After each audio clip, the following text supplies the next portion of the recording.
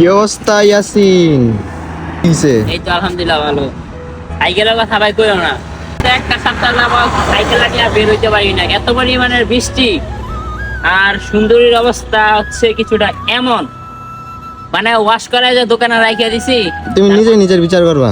তুমি পলাশ আজকে কয়দিন পরে আসছো? পলাশ আছে হচ্ছে 2 মাস। 2 মাস? 2 মাস।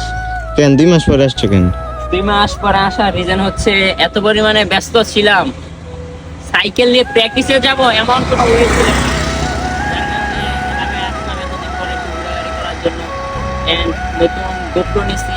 গোপ্রো হেলমেটের যে মাউন্টটা ছিল এটা ছিল হচ্ছে আমার বাসায়, যার কারণে আমি গোপ্রোটা সেট আপ করতে পারি নাই। তো এখন সেট আপ করতে ইনশাল্লাহ এখন ভিডিও হবে ওটা। মানে এখন আর আজকের ওইটার যেই অন্ধকার হয়ে গেছে।